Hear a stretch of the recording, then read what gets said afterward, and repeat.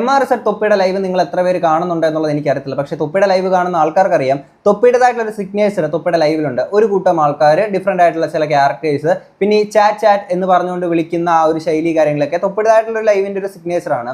ഈ സെയിം സാധനം കോപ്പി ചെയ്ത് ഡിറ്റോ ആയിട്ട് ചെയ്യുന്ന മറ്റ് ചില ക്രിയേറ്റേഴ്സ് ഉണ്ട് ലൈവ് സ്ട്രീമിംഗ്. അതേപോലെ തന്നെ അതിൽ ഒരാളാണ് മണവാളൻ മീഡിയയും അതേപോലെ തന്നെ PSG ഷാജഹാൻ. എന്തിനാ എന്നെ ഇങ്ങനെ പറയിപ്പിക്കുന്നത്? ഞാൻ എങ്ങനെയെങ്കിലും തട്ടിമുട്ടി ഞാൻ പോകുന്നത്. വെറുതെ ഇറങ്ങിത്തിരിക്കും മനുഷ്യന്മാരുടെ മനസ്സമാനങ്ങളെ.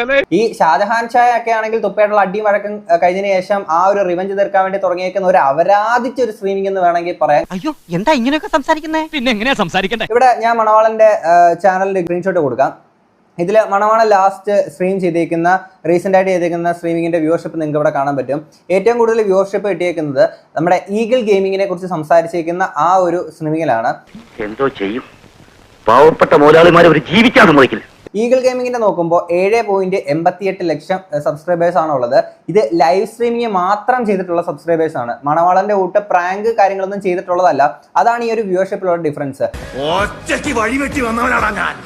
ഇവിടെ ഈഗിൾ ഗെയിമിങ് ഒരു 2 മാസം മുന്നേ വരെ ഇട്ടേക്കുന്ന വീഡിയോക്കൊക്കെ ലൈവ് സ്ട്രീമിങ്ങിനൊക്കെ അത്യാവശ്യം നല്ല വ്യൂവർഷിപ്പ് കാര്യങ്ങളൊക്കെ ഉണ്ട്. ഈഗിൾ ഗെയിമിങ് വന്ന് കുറച്ച് കാര്യങ്ങൾ സംസാരിച്ചപ്പോൾ അതിന് ഇവർ കൊടുക്കുന്ന ഒരു റിയാക്ഷൻ ആണ്. അതാണ് ഇവിടുത്തെ മെയിൻ വിഷയം. അതിനുശേഷം ഇവരുടെ നിക്കറ് കീടുന്ന രീതിയിലുള്ള ഒരു മറുപടി ഈഗിൾ ഗെയിമിങ് തിരിച്ച് കൊടുക്കുന്നുണ്ടായിരുന്നു. നമുക്ക് ഓരോന്നായിട്ട് നോക്കാം.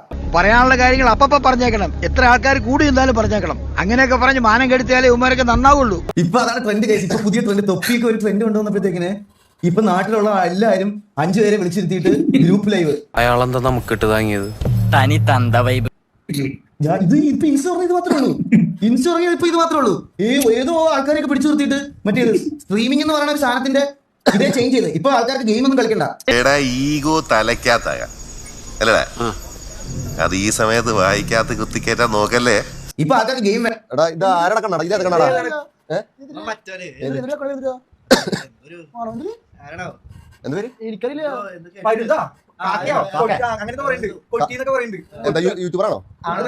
ഭാസ്കർ, എന്താ ഇതൊക്കെ? ഏതൊക്കെ സംസാരത്തിലൊക്കെ ഇത്ര അഹങ്കാരം? അഹങ്കാരമല്ല, ധൈര്യം. ഇതിന്റെ പേര് ധിക്കാരെന്നോ? കേട്ടില്ലേ? ചാറ്റ് പറ ഇതൊക്കെ പറയുന്നത്. ഇതൊക്കെ കറക്റ്റ് തൊപ്പിയുടെ ആ ഒരു ശൈലിയാണ്. പക്ഷെ ഇവിടെ ഈ ഇരിക്കുന്ന 4 എണ്ണത്തിനും ഈഗിളിനെ അറിയത്തില്ല. ഈഗിളിനെ അറിയത്തില്ല എന്ന് പറയുന്ന തെറ്റൊന്നുമില്ല. പക്ഷെ ഒരേ ലൈവ് സ്ട്രീമിങ്ങിനൊക്കെ ഇരിക്കുന്ന ആൾക്കാർക്ക് ഈഗിളിനെ അറിയത്തില്ല എന്നൊക്കെ പറയുമ്പോൾ I don't like your attitude. എനിക്ക് തന്നെ ഇഷ്ടമാവുന്നില്ല. അല്ല, കുറച്ചൊക്കെ ആവശ്യത്തിന് പറയണത് ഒരു മറ്റേ വർത്താനായി പോയി.